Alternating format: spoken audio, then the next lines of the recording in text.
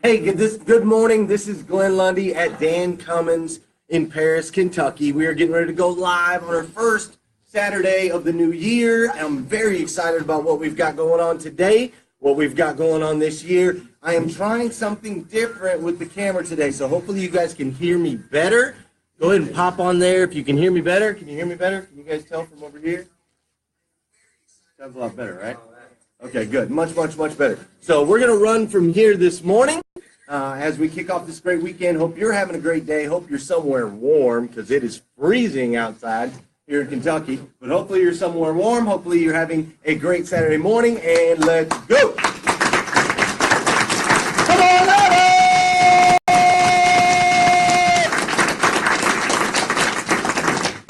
Okay, better. Good. Good morning, guys. All right. Couple of things as we are kicking off the new year. Obviously, we have started off pretty darn good, right?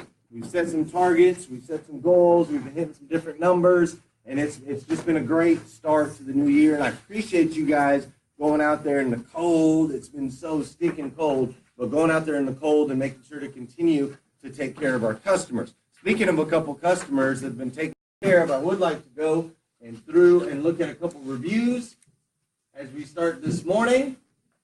So first one right there, Kimberly Workman, she says, thanks, Zach Banks, for helping me with my very first car financing. We'll be returning in the future. Nice job, Zach Banks. All right, Custom Fence and Roofing, I'm not sure what's up with that. Billy Floyd gives a 5-star. Amber Fuller, we read more on that, says, Luis Hernandez was our salesperson. He did a great job showing us a couple of vehicles. He worked to try and get us the best deals possible. He was very polite and professional.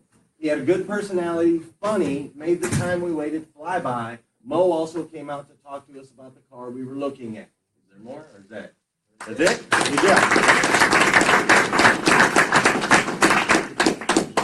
job. Natasha Markham, is that the same one? Same lady? Zach Banks? Great customer. Zach Banks done everything he could to get us in a new car. Thanks, Dan Cummins, for a great experience. Will come back for my next purchase. Nice job, Zach. Now, was it Denise we had Denise Barger. We had a little bit of an issue with her that we've been working on. Then we've got Robbie here that says, Ben Berry is an excellent sales associate and provided great service. Nice job, Ben Berry. Now here, I'd like to touch on this one right here. Linda Moran says she was not impressed with the sales staff. Won't mention, but he was rude and judgmental. That was her original post that she put up there on a review. And so there was a news flash. She updated it. It was a 1-star review. It's now a 4-star review. So she updated it. Or sorry, no, at the time she said news flash. Just because one has a budget doesn't mean they are poor with bad credit. It just makes them smart with their money. We left and went to another dealer, got treated with respect, and bought a truck. Okay, so that was the original review. Now, a lot of times we can look at that and we can say, well, we're not perfect. We maybe screwed that one up. Or, well, she bought a car, so screw her. She's gone and move on. But that's not what we do here at Dan Cummins. So Brian Taylor went ahead and gave her a call. Received a call from Mr. Brian Taylor today, and he was genuinely concerned for my experience and is making it right. I truly appreciate that. I will give them another try. And if they can say sorry, so can I. It was a very nice dealership with a good deal to choose from. Perhaps we were all just having a bad day. Thanks again, Mr. Taylor, for the call. The review came around, man. 1 stars, we've got to make them 4 stars. We've got to make them all fans. It's important to the dealership, important to our future. Let's scroll down a little bit more to who we got. Keyron's already got one? That's what that says. Thank you to Keyron Hill, Luis Hernandez, and George Hernandez at Dan Cummins for helping me and my daughter find the perfect cars for us and great hospitality I received while being there. Thank you all very nice. Yeah. Where is it? Is he even here? My man. All right. Great. What's that? I did? Oh, roll it down. Let's take a look at that. 5-star for Glenn letting Ryan Lemon off the hook. Yeah, that's right. Ryan Lemon wrecked our truck, man. So, and I actually told him this. I said, when life gives you lemons, you got to make lemonade, right? So we turned it into a positive thing when he wrecked our truck and we got it fixed up. Okay, cool. So great reviews. We're still getting awesome reports from our customers. You guys are doing an incredible job making sure that people are happy and making sure to take care of them. So my question for you this morning is, when you're already doing things pretty well, but life still maybe isn't everything that you want it to be, what do you do? How do you kind of break through to that next level? So, of course, we often talk, and especially this time of year, we talk often about, setting goals, the importance of setting goals, having targets, things like that. And I shared with you guys, but I'll share it again. The dealership, we have a goal this year of selling 11,327 cars. Okay, that's the goal for the year. We sold just over 9,700 cars last year. This is a 15% increase in sales.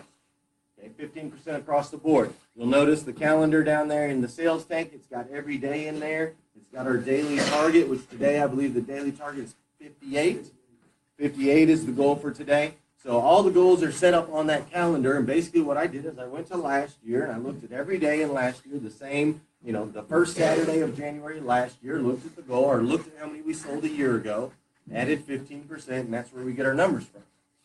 So we want to increase 15% this year. Now, you can't just throw out a number like, okay, we're going to increase sales 15%, and then sit back and do the exact same thing that you're doing, every day, or that you did last year, and achieve your goal. It's not going to work that way. All right, you got to take action at that point. So after we set the goal, 15% increase, 11,327 cars. Then after that, it's okay. How do we get there?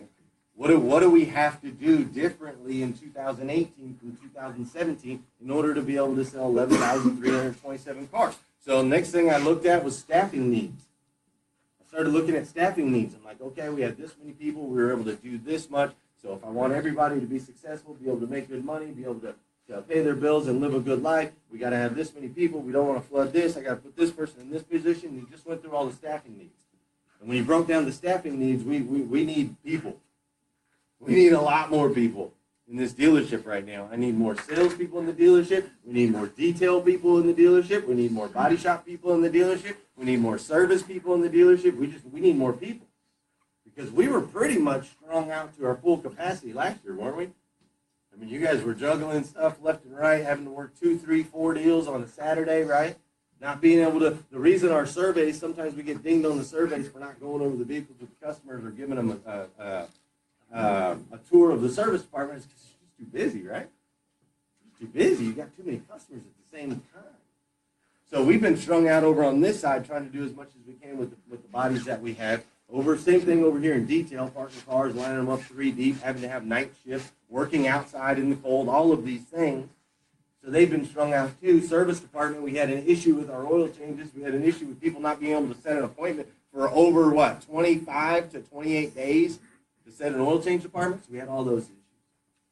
So I'm looking, okay, well, if we're going to have a 15% increase in all these areas, well, we probably need some more people. That's one of the things that we need to do. So we went through, we looked at some staffing needs. We've made some moves.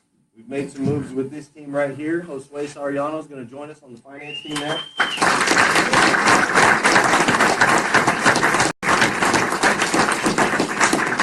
He's going to join us over there on Monday, which is going to do a lot of stuff for us. Josue's been with us for a while. As you guys know, he's been part of this team for quite a while. Put up some pretty darn good numbers last month. He told me he was going to be top 5, and he was, which I owe you something, don't I? Yeah. Okay. We'll talk about that later. But he hit the top 5. He's done what he said he could do there. He's helped us lead with the Spanish Authority. He helped us get the Spanish Authority kind of off the ground and running. Him, Luis George, they've all been doing a great job with that. But he helped us tap into a market that we weren't currently able to offer a great experience to. And so he's added a lot of value to this company over the last few years. And I'm excited to see what he can do, over in the finance department. I think he's going to do a great job. So we made that move yesterday. We're going to be doing some other shuffling around. Trey Congleton ultimately is going to end up coming back up to the sales tower here in the next month or two. Once we get Josue fully trained, we're going to have Trey. He's going to come up and he's going to help us up on the desk which is exciting. We've asked Martin to take on some additional responsibilities. He's going to help us out a little bit more so we can get our new cars flowing a little bit faster, right? So we can get those flowing a little bit faster. And Paul and Jason are going to focus on new a little bit more. We're getting ready to add certified pre-owned vehicles to our inventory.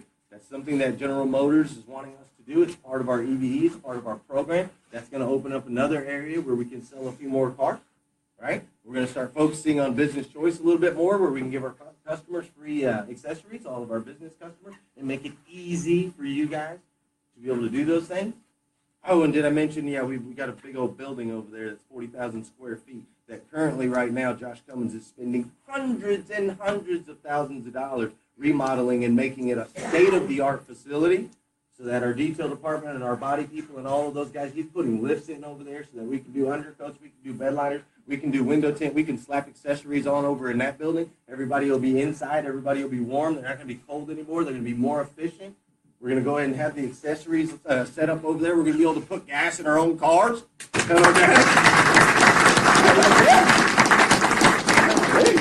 how much time is that going to save? How much more efficient are we going to be that way?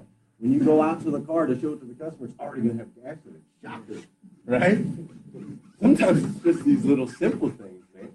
Sometimes it's the little simple things, but we're going to make these tweaks and we're going to make these moves, and that's how we're going to push this place to that next level. 11,327 cars. So I got to thinking about that number, and obviously I recently turned 40, and I started reflecting just back on this store, and then I decided to go back even a little bit further and just kind of reflect on my life a little bit, and I started thinking about you guys. I started thinking about each of you guys kind of individually. Some of you, really, really young and starting off in your career. Some of you have been around a little bit longer, and I started thinking like, man, you guys might not, and I'm pretty vulnerable and open and honest with a lot of my stuff, but some of you guys might not maybe think that I understand. Maybe you think, well, Glenn doesn't understand, what I'm going through. I'm going through this right now. I'm going through that right now. I can't do these things. I can't make these changes. This is my life, and my life's different things than Glenn's life, and so I just kind of started thinking back, and I remember a story, man. As I was thinking back, I remember the first time I ever got arrested. Okay, first time I ever got arrested. I'm out at a bar in Flagstaff, Arizona, acting like an idiot, right? I'm just acting like a straight idiot, and this cop arrests me for fighting in the middle of the street, basically. And as he takes me into the jail, I just remember like the fear, right? Just fear going through my body as I'm being led into this facility. And so I'm already scared to death, and I'm thinking my mom's gonna kill me, my dad's gonna kill me, my life is gonna be ruined. I'm thinking all these things, right, that just kind of run through your head. Why do I have to be the guy that got caught? All this stuff, victim mentality. And as we're walking in, it's a female, corrections lady, and she's kind of walking me in and starting to put me through the process where they fingerprint you and they strip off your clothes and your dignity, and they put you through this whole process. And as she's doing that, there's this big, buff Hispanic dude that's like in the holding tank, right? And he's in there and he's banging on the glass like, you better not bring that guy in here. And he's throwing out like N-words and calling me like all kinds of stuff, and he's tatted all over. He's tatted all over his face. He's got like teardrops here and there, and he's just banging, dude. I'm gonna kill him as soon as you put him in here. I'm gonna kill him. Just banging on the walls. And the security lady's like tripping. You better calm down. And he's like, I'm not calming down. It's just chaos, right? People are screaming, and I'm like pooping myself, scared to death. I'm scared to death, man. And I'm like, you're not going to put me in there, right? I'm not going in that room, right? I'm sorry. I'll never do it again. I promise. I'll never have another drink. I'll never fight again. Just please don't put me in the room with that guy. He's like, okay, well, I'm not going to put you in there right now, but I'm just letting you know at some point tonight you're going in that room. And I'm like, oh, my God, dude. So we sit out on the outside, and we do the fingerprints, we do the stuff, and I keep looking over, and he's like, pacing back and forth, just waiting for me like this. He's just waiting for me. I'm like, I'm going to die.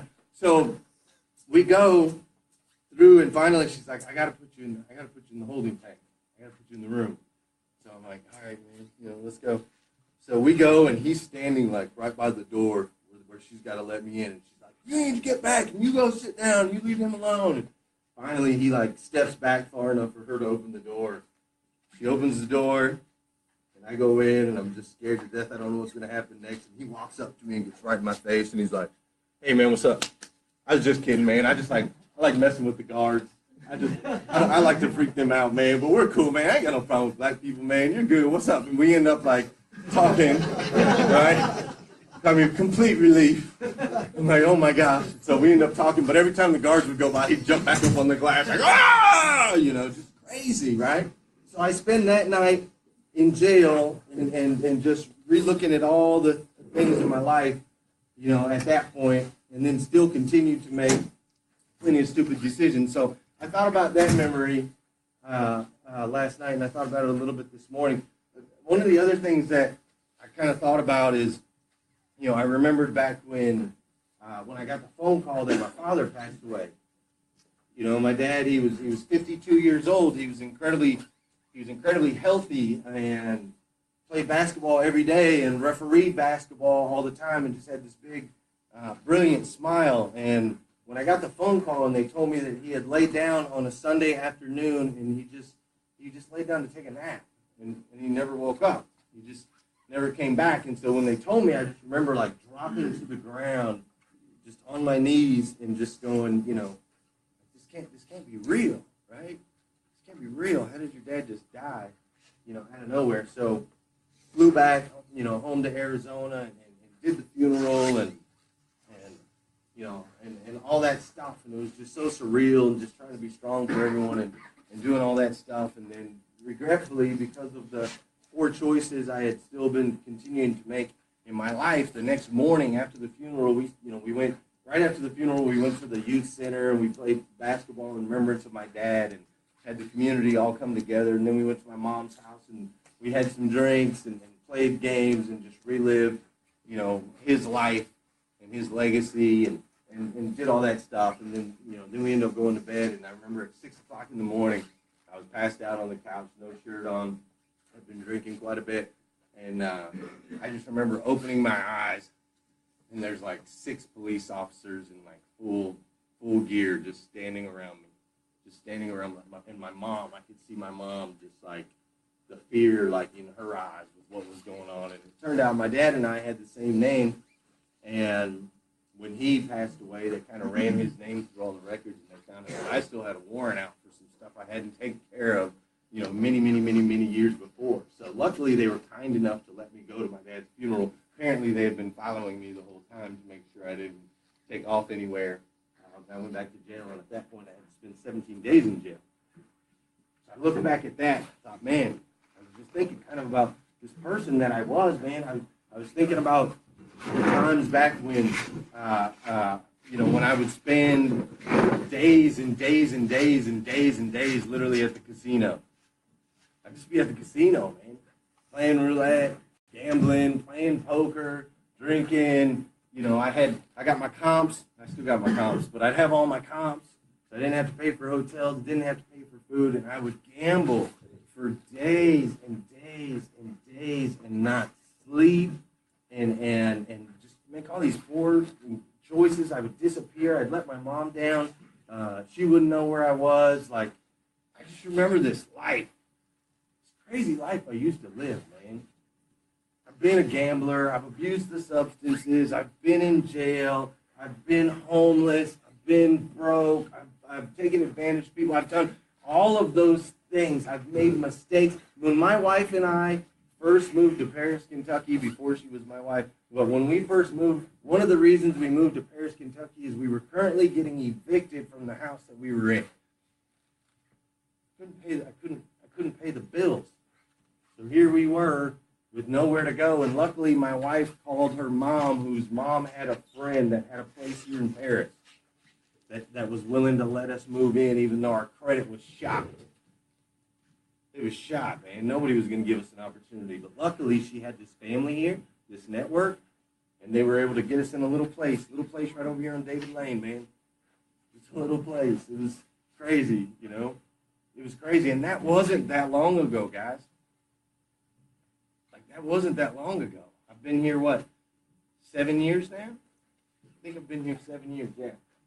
7 years, it wasn't that long ago. So the reason I share these things with you guys is I want you guys to understand that things that you might have going on, or the way kind of the world turns, the way kind of life goes, all of these things, I understand, man. I get it. I totally get it. And I've lived it. I've lived it all. I've lived in 17 different states in this country. I've ran from as many problems as I could run from. I've done it all. And it wasn't until I sat down and I looked at myself and I looked at everything I was doing and I looked at the selfish taking nature that I had, and I realized that as long as I am going to take, as long as I am going to live a life where I am taking versus adding value, as long as I'm going to be someone who takes, I'm going to end up broke and in jail cells and having to find some other way to feel good about myself. And I'm just going to have to live that kind of life. Or I can choose to live a life where I start to add value, where I add value to the people around me, where I try to help, I try to lift up, I try to encourage, I try to make a difference in other people's lives. I can start to live that life because when I am adding value, I no longer am reliant on having to take from anyone else. I can create my own stuff. I can create my own stuff. So here we are in 2018. I don't know specifically where each and every one of you are in this room. I don't know. I know that we go like this, right? I know that some months are better than other months. I know that sometimes we're up and sometimes we're down. I know it's life. I totally get it. So I don't know exactly where you're at right now today. You might be doing great. You might not. I don't know. But here's what I do know. If you will join me in 2018 in just trying to, one day at a time, continue to get a little bit better, one day at a time, try to figure out how we can continue to add more value to this company that we're a part of, to our friends, to our family members, to our kids, just a little bit more value every day. Just a little bit more. If you will join me on this crusade, if you will follow with me and beside me as we do this, I promise you all of that stuff can change. I did it. I did it. If I could live through the loss of my father, if I could live through going to jail, if I could live through being homeless, if I could live through living in 17 different states, if I could live through burning every bridge possible, if I could live through evictions and not having any money and gambling and drugs, if I can live through it all and stand up right here today at 40 years old in Paris, Kentucky at a dealership that's been around for 61 years and lead the charge as we've had 600% increase in sales and we just keep getting better and better, if I can do it, I guarantee you can do it. I guarantee it. There's no doubt in my mind. You can do it. One day at a time. Today, I just want you to give me a little bit more. Just a little bit more. Give your customers a little bit more. Let's add value. When do people buy? When value exceeds price. That doesn't just have to do with the car. That's not just the dealership. That's you. How much value can you add to their transaction? What can you do for them? How can you make their lives better? I want us all to be incredibly successful in 2018. I want us to continue to grow, and I want to put Josh and Dusty Cummins, I want to back them into a corner, and I want to put them into a spot where they're like, if we don't build another dealership, we're losing money, or we're making a mistake, or whatever. I need them to have those conversations. Because as we continue to grow and we start building more stores and we expand this company nationwide, all of you guys get the opportunities that I got. I got an opportunity to come in as a salesman at a store selling 150 cars, and now 7 years later, I get to be the GM. I get to run the whole thing. It's awesome. I got that opportunity. I want you guys to all have that opportunity. But we can't get there doing the same. got to increase. We got to go to 11,327. We got to add more value to our customers. We got to bring more value to our homes, to our families, and to ourselves. We have to value ourselves a little bit more in 2018 than we did in 2017. You guys with me? If you're with me, stand up. I am on a mission to eradicate the negative stigmas associated with the car business. I can do this by making people feel special, feel important, and feel like they're the only one. I will offer an experience that will exceed my customers' expectations today, tomorrow, and in the future. I will not just sell cars, I will create fans. Let's go, everybody! Saturday!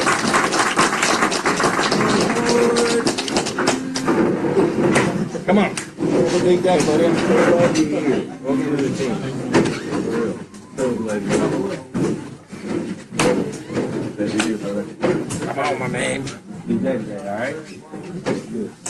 Welcome to the team, bro. So glad you are here. You got a very good story. What's that? What's that?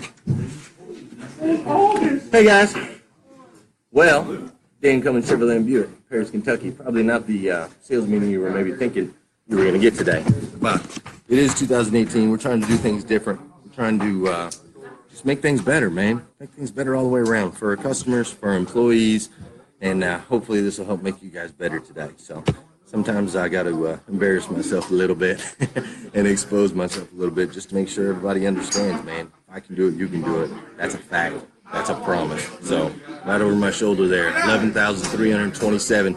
That's the promise. That's how many cars we're selling here in 2018 here at Dan Cummins Chevrolet and Buick, Paris, Kentucky. Hope you guys have a great Saturday.